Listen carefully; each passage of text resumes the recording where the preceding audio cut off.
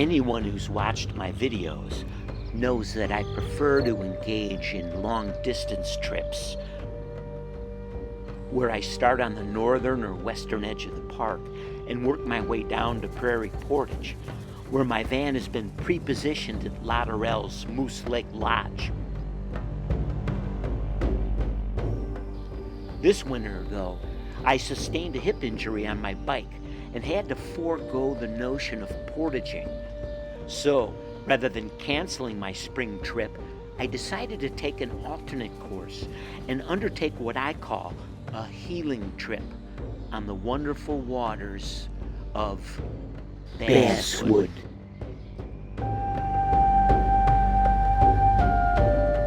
This is a lesson for all you guys my age and better, who I know and or hear from out there, who lament about their waning days in the bush, when in fact, if looked at in a different light, you would realize that some of your best paddling and fishing days are still ahead.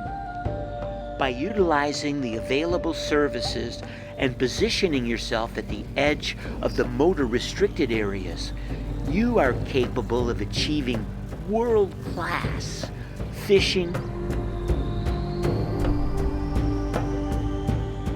scenery, and an exciting wilderness adventure, even with significant physical limitations, as was my experience. You just need to tailor your itinerary to match your current abilities and stay flexible so that you can respond to the varying weather situations. Elevate the priority of forest bathing and earth grounding techniques to a daily habit, and learn to relax and appreciate your surroundings wherever you may land in border country. Hopefully, this Basswood saga will inspire and help you to achieve all of these.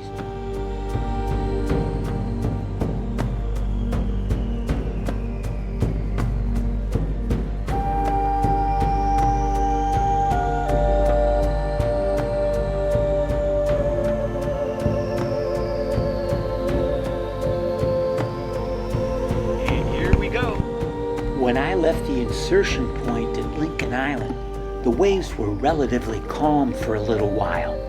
But after about a half hour, I was exposed enough to feel their full force. What a shocker, as the forecast I saw didn't mention nor'easters that day. I stayed on the Minnesota side to cut over once I made the turn at U.S. Point.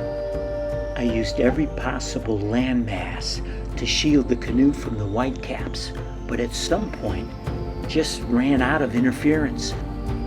It was then that I finally opted to pull off. By the time the gear was slowly hauled up to the campsite, serious rain clouds began appearing. I was able to get a roof overhead just in time to avoid a good soaking. So as bad as the luck seemed, there were some occasional streaks of good fortune.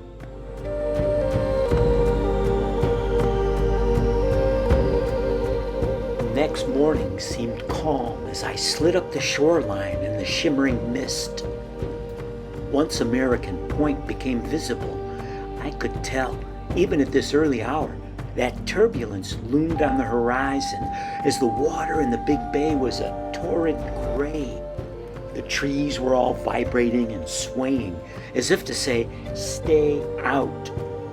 I kept going and made the big turn and hugged the shoreline. Began to crawl west, but it was fruitless, so I got off again to escape the waves, dump some water, and assess the situation. I altered my plan and changed the focus and direction of travel. I would forego the entire western basin and go directly to what was supposed to be my second campsite area.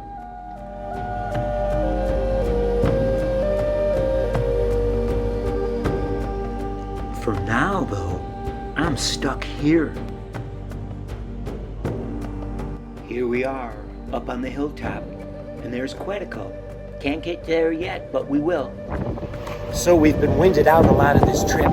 Had to stay in the Boundary Waters last night, and I'm at a high campsite now in the Boundary Waters, trying to get across into Quetico, and here's the problem.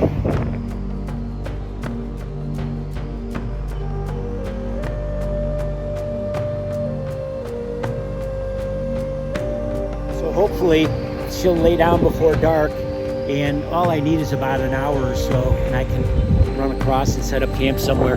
Looks like there's some nice spots right off that point there, and maybe a spot over there, but all I got to do is get across there, and I'm gonna find a spot.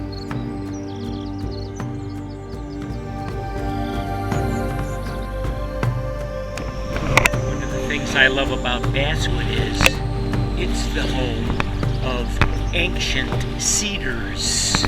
And here's just an example. As I walk along this shoreline here, look at the size of some of these. Wow, look at that.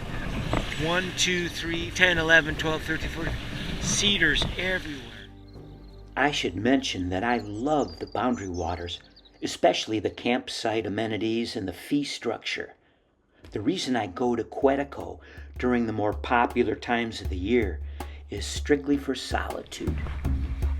So after 2 consecutive nights of unauthorized windbound campsites in the BWCA, I was finally crossing into Quetico, albeit in the opposite direction than originally intended.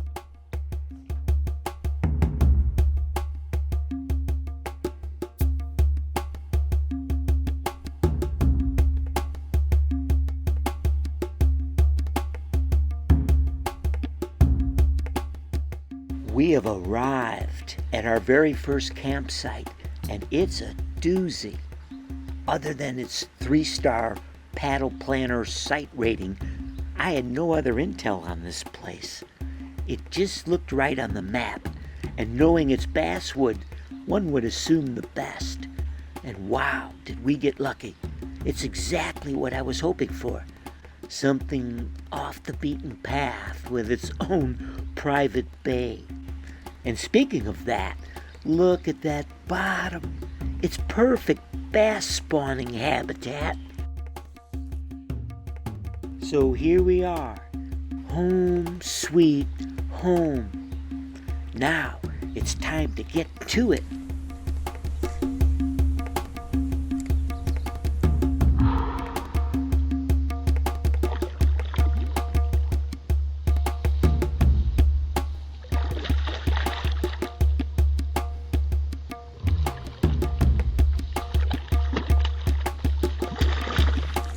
Another beauty.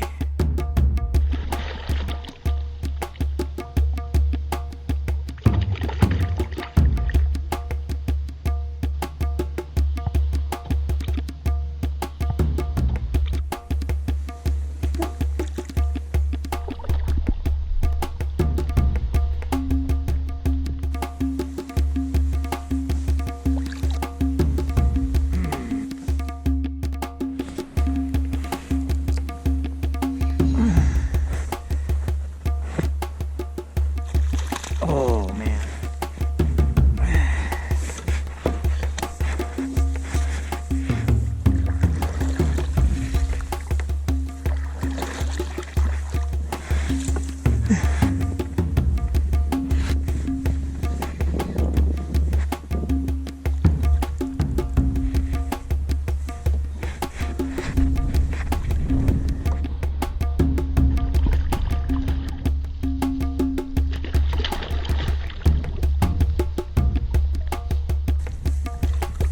Oh my gosh, that one's got to be close to 5. I don't have a tape, so let's document this.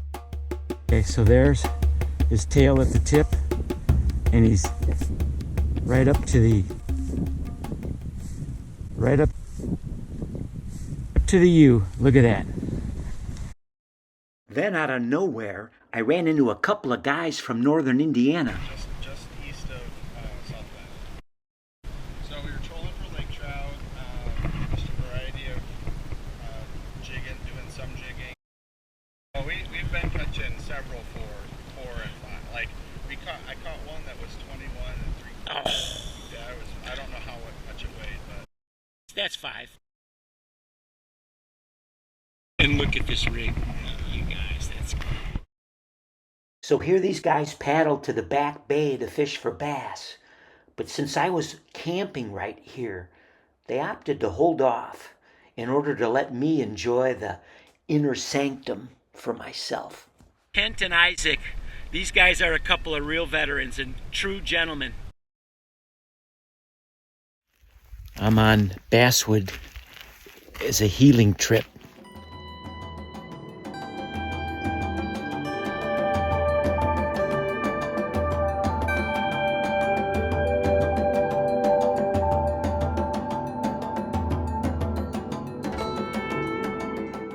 So I establish a walking course at every campsite. I get to decide on how many laps I'll do each day for therapy, and I go about it very slowly and try to take perfect steps when I do it. So for me, it's good exercise and a great way to get more familiar with the campsite area, observe the wildlife, catch fish, you name it. So I'm going to share some highlights of my walk. It begins and ends on what I call the landing, which is the tip of the peninsula, the place where a deeper channel cuts through and into the back bay. During my walks, it provides an open opportunity on each pass to catch a fish on a pre-positioned pole rigged with a 3/8 ounce jig. As we get further up the slope, we come into contact with some winged creatures.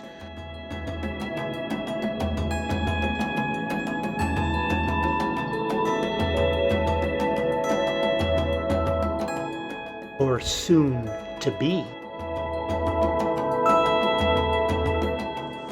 Moments later, I'm looking across the bay and seeing the largest winged creatures in North America. They look big even from across the bay.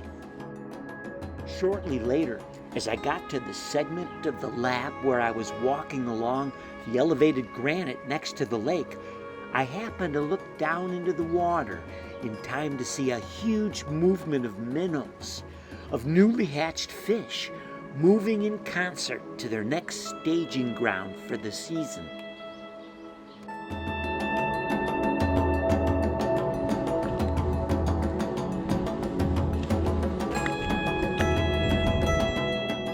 You're not going to believe this bass I just caught right off the landing.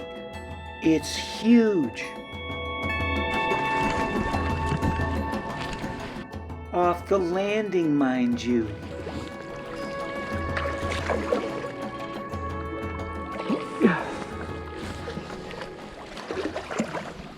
Wow, this is the biggest bass yet, so I have to get a measurement.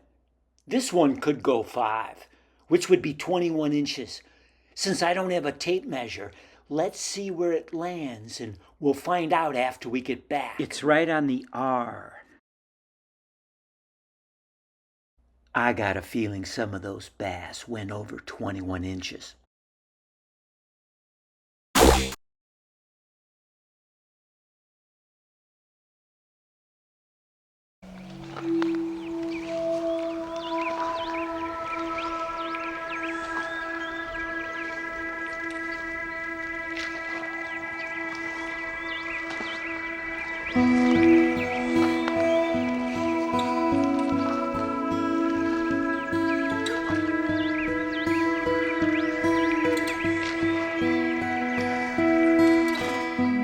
For this early spring bass fishing, there's no reason to worry about getting out there super early because the fishing seems to improve as the sun warms the surface. Well, it's 8 o'clock and I'm just getting ready to have my second cup of coffee as the sun warms up the surface for a couple hours.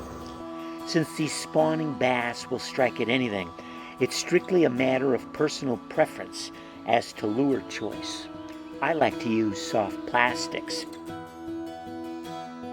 particularly tri-hook, pre-rigged soft rubber night crawlers that look and feel real. I use these because they're very forgiving. They sink slowly and just need a small twitch to invoke an enticing action. The realistic feel of the body encourages these bass to hold on longer and thereby reduces expelled lures. And the 3 ultra sharp size 6 hooks really enable solid hook sets with a gentle sweep of the rod.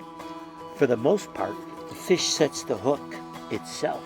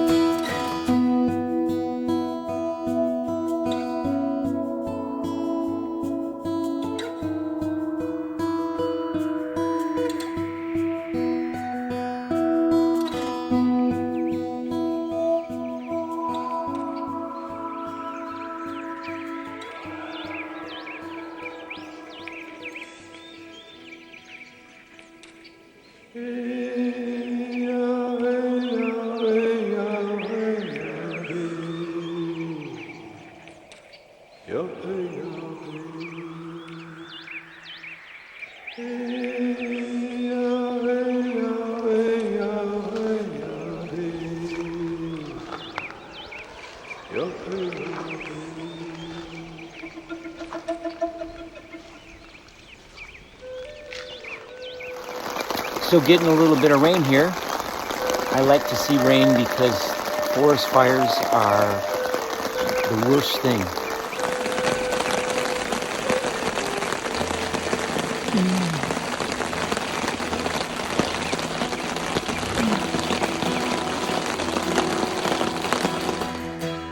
Since I have some downtime in the rain, I decided to inventory the food supply. I carry most of it in the bear vault, which I believe is the answer to the BWCA problem with nuisance animals. It's so small, lightweight, durable, and handy as a flat surface, stepping stool, or seat. Just twist the lid shut until it clicks and store the locked container out in the open for the night. Bears cannot grip or tear or puncture it. If I can't fit everything in one of these, I also bring along an Urza food storage sack. These are puncture-resistant bags with a thick plastic Ziploc liner that is grizzly certified. These must be properly hung in the BWCA, and in Quetico, I just hide them in the woods.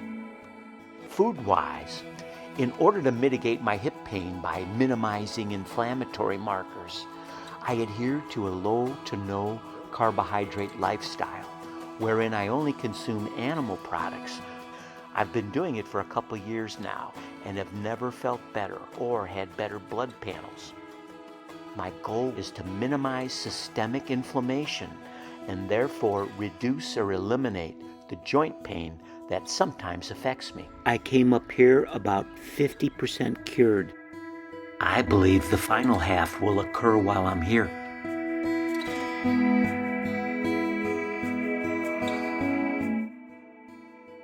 Shinrin-yoku is the Japanese practice of forest bathing. It is a process of therapeutic relaxation where one spends time in a forest or natural atmosphere, focusing on sensory engagement to connect with nature. The practice has gained popularity in various regions in the United States, particularly in California. Forest bathing can be seen as similar to other adopted Far Eastern health trends, such as yoga and meditation, in that it has been linked to numerous health benefits and can be performed solo, guided, or with others. So, forest bathing provides a range of benefits, mostly derived from emotional, spiritual, cognitive, and psychological elements, whereas grounding is the physical and measurable element that has undergone extensive neuroscientific as well as medical research.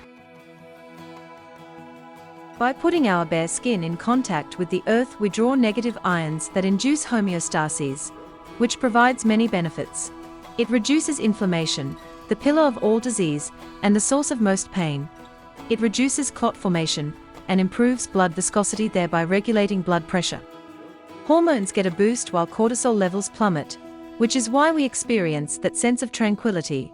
And finally, it has been shown to increase the restorative phase of sleep. With all the studies and subsequent notoriety, it's no wonder that grounding has created a wide array of products and techniques to optimize its usage.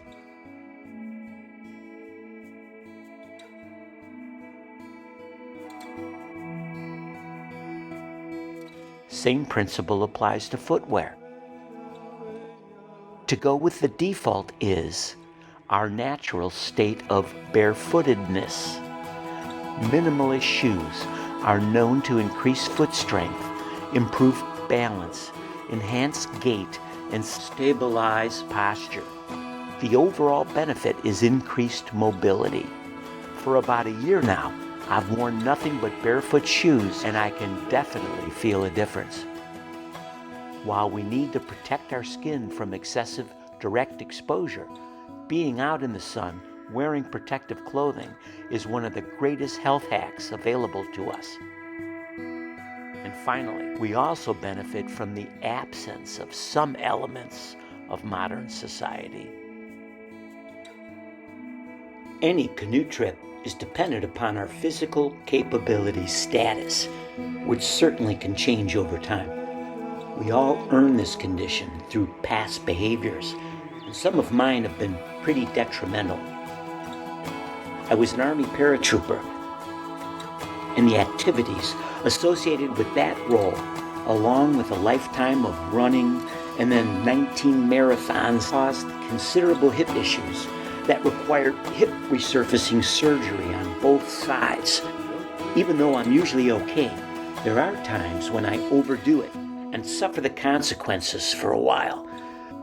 For me, any inflammation can cause debilitating pain, so I continue to do everything in my power to keep it at a minimum or non-existent. Now, I'm not claiming that forest bathing, grounding, barefoot shoes, or a carbohydrate-restricted diet will have a life-altering impact in the short term. But given that these choices are all the default in nature, then it seems prudent to do so. It's how we evolved. For my part, in terms of a 13-day case study, let's see how it goes, and let you be the judge. After having fished all the waters that are directly adjacent to the campsite, it was time to expand our exploratory fishing effort in a wider area. There's a great side trip possible from this campsite, a nice day-long loop that enables a paddler to experience novel scenery and fishing the entire day.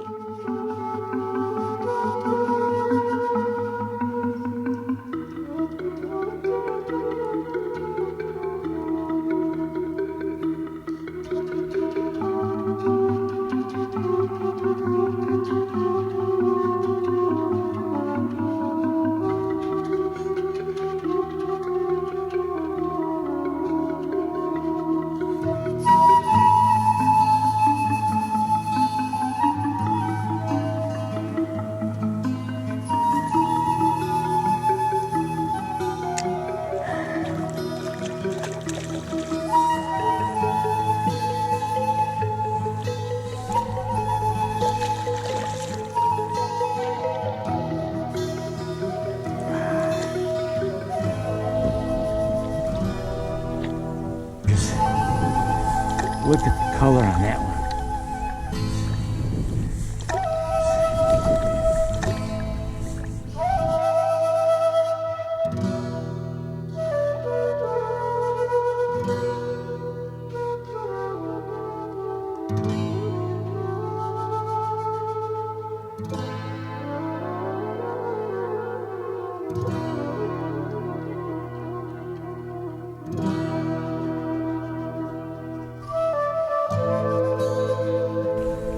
Small northern.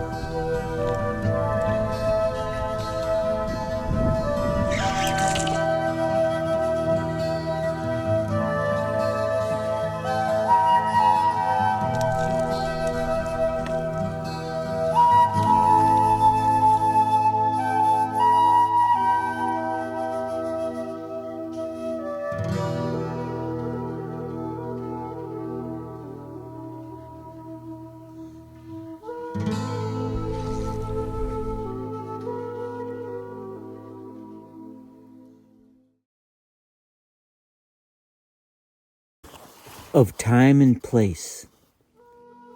Over the years, the Voyagers, as we called ourselves, made many trips together, retracing routes of the old voyagers in their far-flung travels along the rivers and lakes during the days of the fur trade. No matter where we decided to go, it was a joyous adventure, for we were one with them and with the explorers who mapped the far northwest for the first time.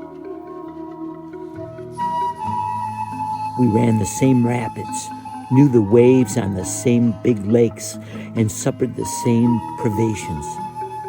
Though ours was a modern age, we knew the winds still blew as they had then. The dim horizons looming out of the distance were no different from the mirages they had known. In the mornings, we saw the same mists, resembling white horses galloping out of the bays. We knew all this, but most important was the deep companionship we found together. We had been most everywhere, and for us, the North was much more than just terrain. We were part of its history.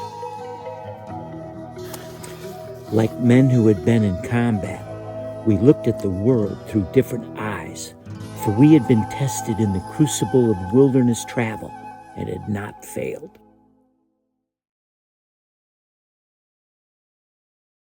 As I'm taking my 5 laps, I did 5 laps this morning, and then I did a set of 25 body weight squats. That's a big deal for me.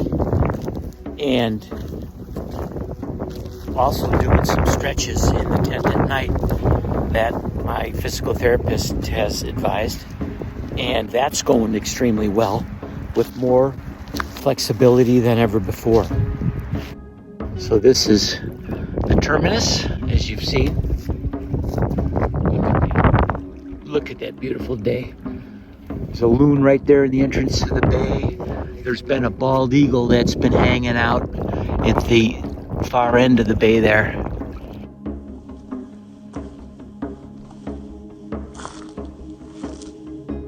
So here we are monitoring 1, 2, 3 bass on beds.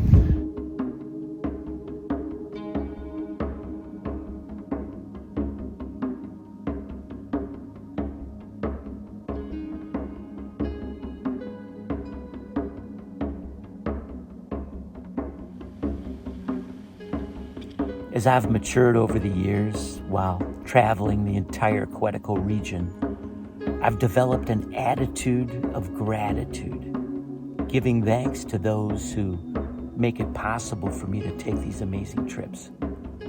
That not only extends to the outfitters and towboat operators, but also to the educators who provide the general information and site-specific intel that make these trips so memorable. And the major contributor in this regard, on a modern basis, is none other than the publisher of this publication, the Boundary Waters Journal. Known nationwide among canoe paddlers as a magazine publisher and editor, Stu Osthoff has a second life. And a third and a fourth. An experienced sled dog racer, he guides anglers to trophy game fish in the US and Canada. And in the fall, he is an elk hunting guide in Colorado. Primarily, however, call it his day job. Along with his wife Michelle, Stu produces the quarterly publication, which is the only magazine dedicated to the BWCA and Quetico. Here's a little excerpt from Stu's current issue. Per Stu. In canoe country, you suck it up and accept boatloads of adversity as the price of admission. You gotta roll with the good, bad, and ugly. I look at it as weeding out the riffraff. Do you have what it takes? I talk to hundreds of passionate canoe country anglers and notice a handful of common denominators. First, they love the sheer volume of water accessible to only the canoe angler. Over 500 pristine lakes in Quetico and nearly double that in the Boundary Waters. The number one appeal for most of us is fishing in a wilderness setting with no crowds and truly wild, trophy caliber fish. Fishing literally connects us to the living, breathing pulse of the Quetico. These trophy smallmouth, walleye, trout, and pike, these big, beautiful, elusive fish, they bring us closer to the essence of the wild than non-anglers can ever know. The beauty of wilderness fishing is that we can possess that wilderness for a brief moment, let it sink deeply into our soul, and then choose to set it free.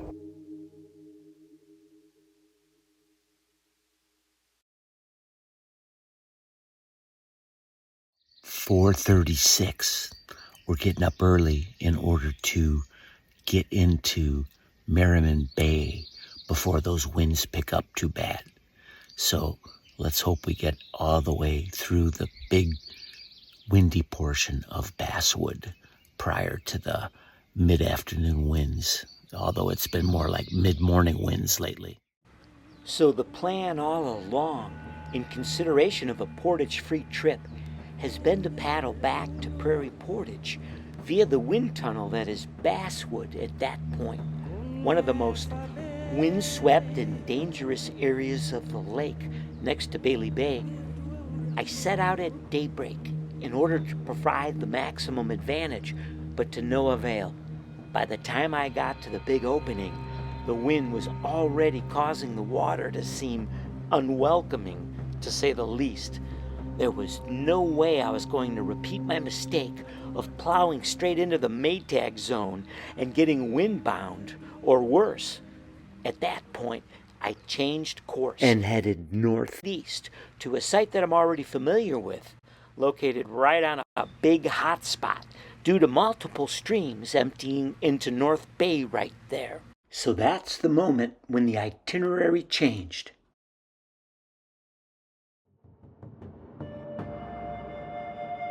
We have arrived. This small island is truly a great sight. It has 3 distinct levels. The lowest tier at Lakeside has a variety of canoe landings and a network of paths that snake off to all parts of the island. The midsection is nestled between groves of young cedars, which provide shade and protection from the big winds from the southwest. It has a soft, flat floor and enough room to toss a frisbee. The upper level is an ideal place to sleep at this time of the year, as it has some very well-drained and level tent pads with shielded exposure to the southwest, which keeps the bugs at bay and provides a scenic walkway. So we just came out to the point to get a feel for the weather. Wow!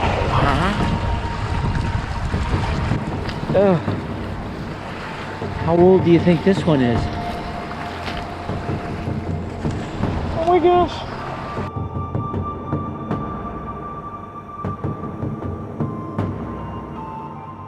The beauty of this little site, this island, is that it has many different vantage points.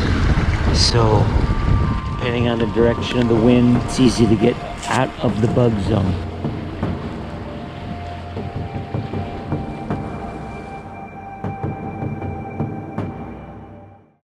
Sun's just right on you guys, and we've got Mike Ray from Texas, and Mike too. Mike from Ohio, and these guys are camping on the island right next to me here. You ever read the Boundary Waters Journal? Oh yeah. I write for them. People call me Quetico Mike online. So Quetico Mike, I think you're probably a pretty famous guy up here. If you've got that moniker and you've written for Stu. Yeah.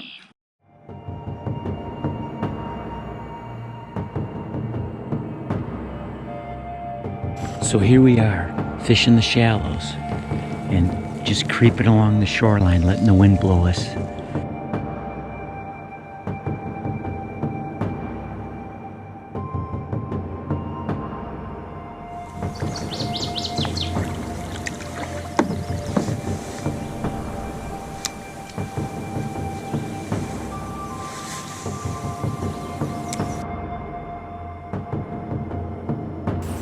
Just one after another.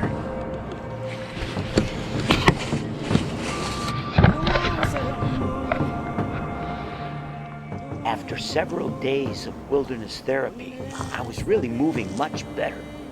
Given that I was haunted with the expectation of having to blunder back into the Maytag zone, I decided to check out the possibility of carrying my outfit over a couple of short paths into Burke and then Bailey Bay, thereby eliminating the need to enter the big wind tunnel at all. Okay, just checked out the portage, and we are all set. When it's time, I'm gonna make that portage into Burke Lake.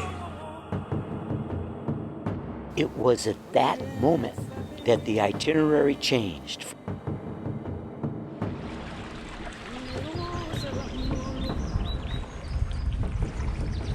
Very important part of the day is saying goodbye to the sun. It's a very special time of the day to me. One of reflection.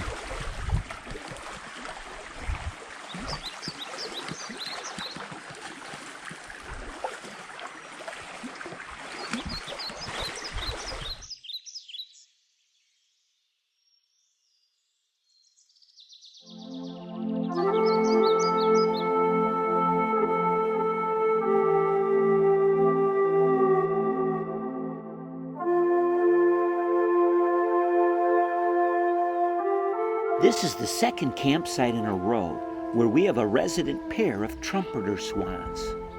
I don't remember seeing these things up here when I first started coming. Seems like they just appeared recently. Here's some data from the official Ontario Birds Archive, Volume 30, published in 2012. The history of trumpeter swans in Quetico is an interrupted one.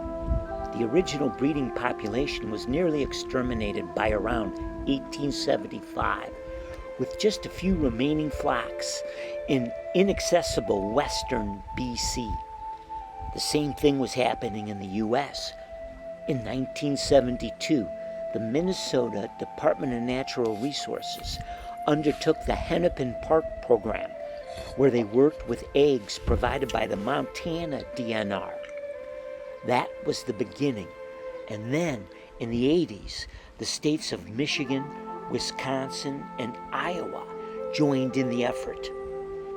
In Ontario, a biologist and research chemist named Harry Lumsden embarked upon a recovery program. The lifelong bird lover, along with a small group of dedicated volunteers, successfully brought the trumpeter swan population back to Ontario.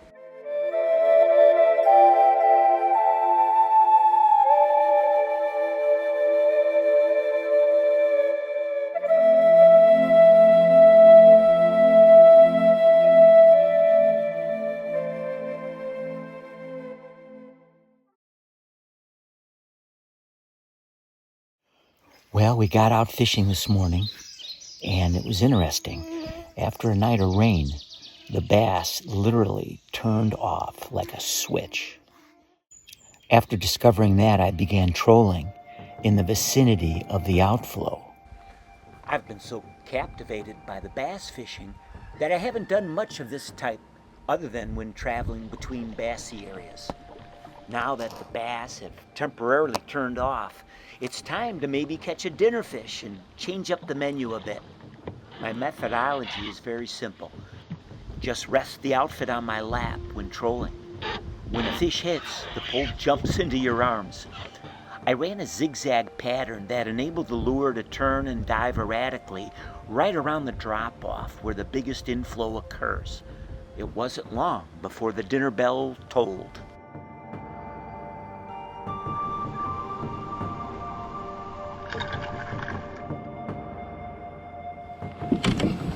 Even though that first walleye is plenty for a meal, I couldn't resist the temptation to make a couple more passes given the hot spot characteristics of this nutrient-rich, stream-fed shallow bay.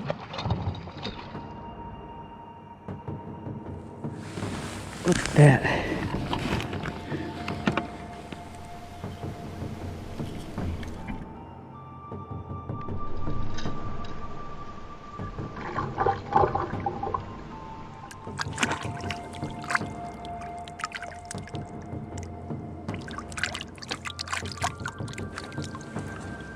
Pure white walleye steak and a basil, tomato, garlic sauce.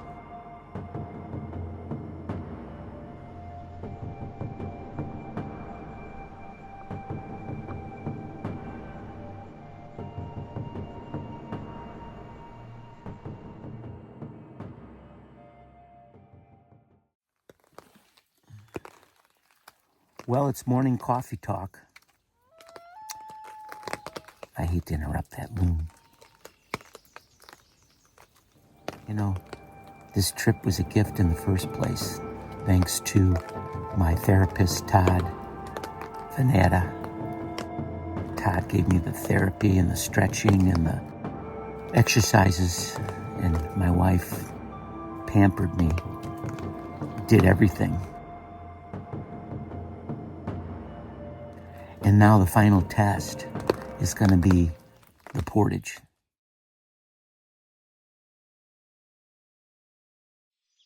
Here we are, just getting ready to leave, leaving our spot.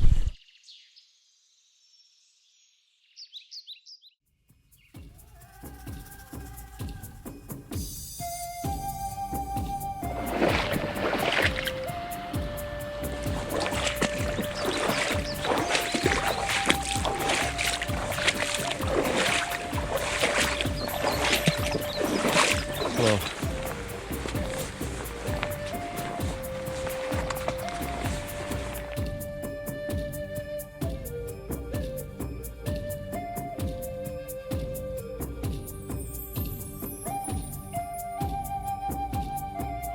Father-son team? Yep. And then father-daughter, and then some friends. No kidding. And where are you guys from? Kansas City. Wow. Minneapolis and Rhode Island. Holy cow, you guys came a long way. Yeah. So did you guys fly or did you drive? I flew into Minneapolis, got picked up in Minneapolis, and drove up here. Oh, nice, nice. Fishing base camp this year. So my brother and I started probably in 1988 or 89. Oh, man. We used to take a motorboat and just go off into the Royal Canadian land and find an island. And Oh, no. Tom, huh? Yep. That's great. How long you been coming, Tom? This is our second time here. We've done the Boundary Waters before. Oh, yeah. So you're set, but you do a lot of fishing probably. Yeah, I do. Yeah. You're from Minnesota, so, right? Yes. Hey, can I ask your name? Yes, Annalena. And what year school? I graduated 2021. 2021. What area did you study? Environmental science. Oh, you're right at home here. I am, yep. You should give us a lesson. Yeah, it's a pretty broad field. I mean, you can work with plants, animals, air, water. Yeah, I kind of went more of the plant route. Yeah, but I'm open to exploring other futures as well. What? Oh, there's the guy we haven't heard from yet. you haven't heard from me? Boy, I like those pants. Retro. They're great. My name's Mike. Like Some of your Mike? favorite Quetico. Like, oh God. So many. Probably Canoe if I had to choose one. Yep. 3-point stance there. My name is Nick. I founded a nonprofit to help kids connect with this stuff. Get out! Check us out at Endless Outdoors on Instagram.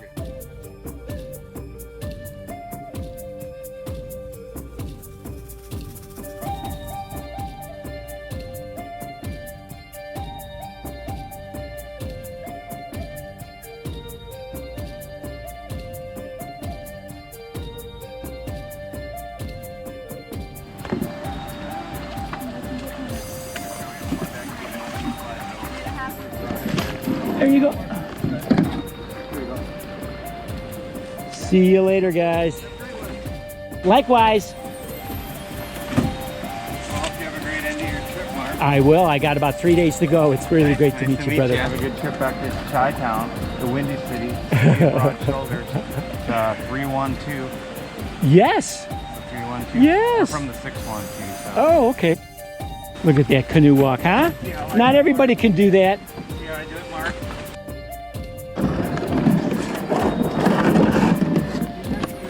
You bet, guys. Take care.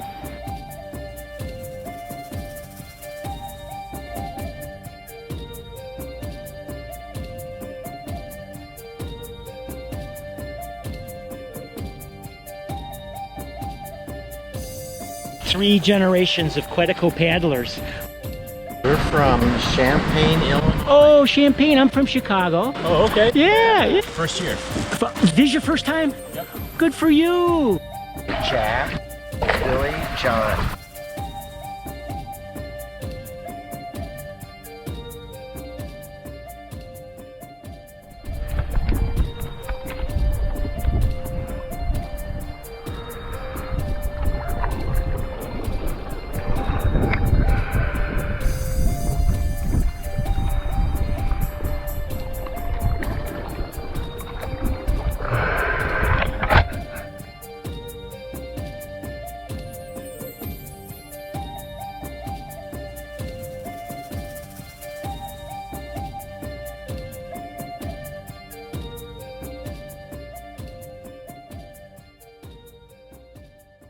Well, here we are at our new campsite.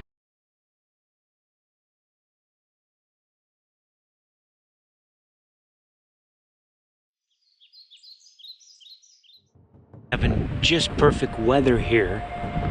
Just enough wind to keep the bugs at bay. Because man, without that, it would be tough.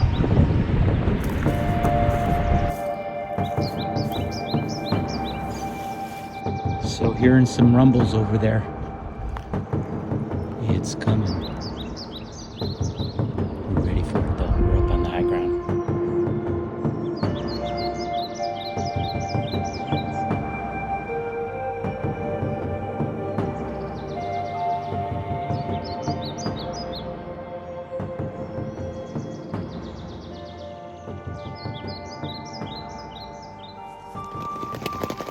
Well, we've got our ring.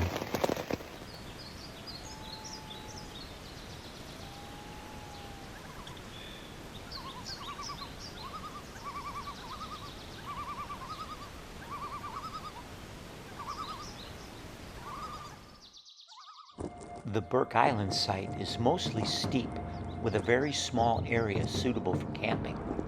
That's probably why it only gets 2 stars on Paddle Planner. I think it's nicer than a 2 though. I took a hike to the highest point on the island. Along the way, as I progressed up the slope, I got to see some of my other favorite plants, the low-growing junipers that line the granite outcroppings. These bushes are gorgeous, juxtaposed with the gray, coarse granite. They are so tenacious. Here's one that I'll bet has been growing for more than 100 years. And then we go a few more paces to get to the top. What a view!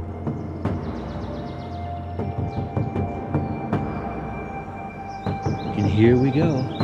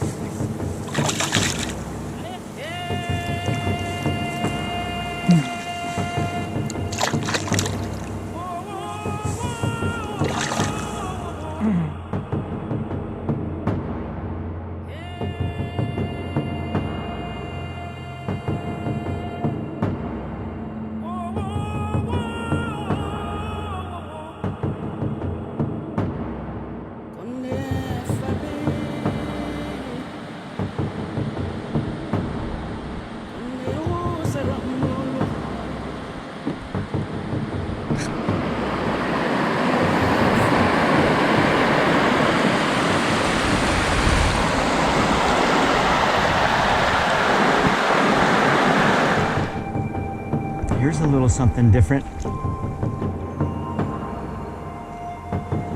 Look at that! Nice largemouth.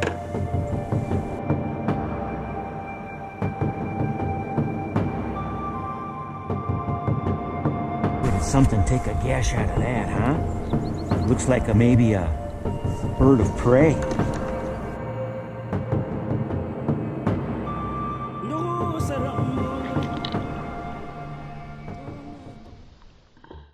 Talk about a fish with gusto.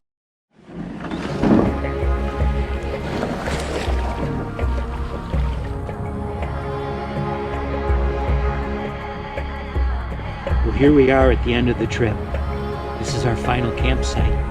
Tomorrow morning we're going to pack her in and go across the sidewalk portage, which I'm looking at right now. We'll get to that early in the morning and get across there, and Prairie Portage is only a short paddle away. Of course, there's always the Bailey Bay conundrum.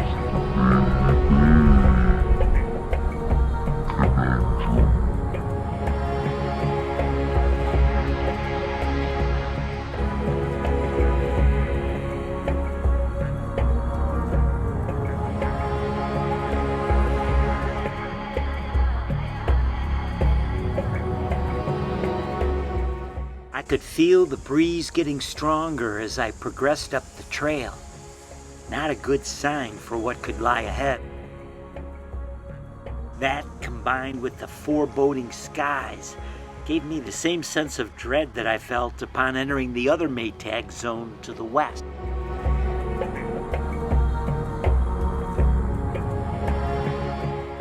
Wow, there's already a chop, and we're still inside the protected cove. Wait till we get out there. As I prepare to launch from the beach, I should point out an important safety feature, essentially a tether that attaches to my web belt and assures that I stay with the outfit in the event of a breach. A paddler in the water has no hope of catching an unmanned ultralight canoe in high winds and waves.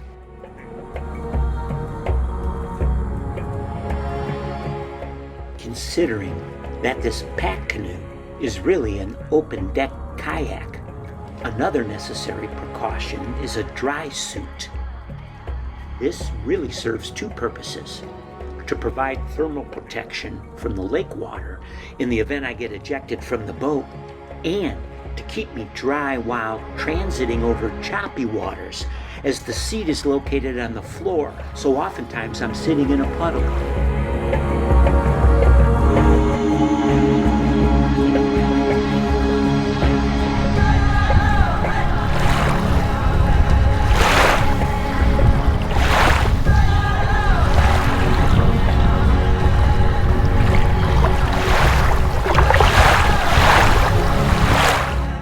As I progressed south, I hugged the eastern shoreline in order to take advantage of the one island that was available to provide cover. From the tip of this landmass forward will be the worst of Bailey Bay, and I knew I was in some trouble when I saw the white-capped waves breaking upon themselves.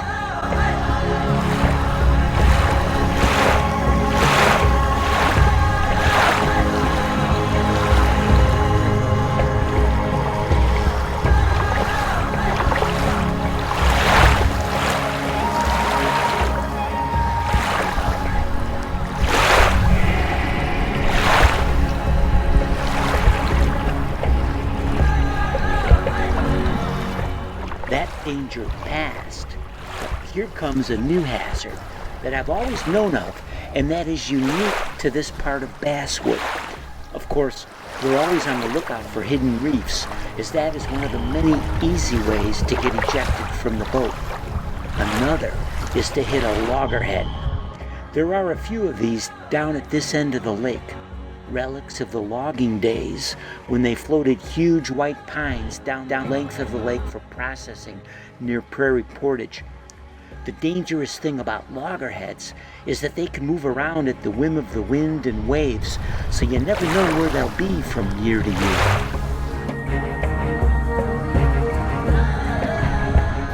Once through the Maytag zone, and then passing within 20 feet of a huge loggerhead. We hit the big turn, that point where the waves were finally going our way.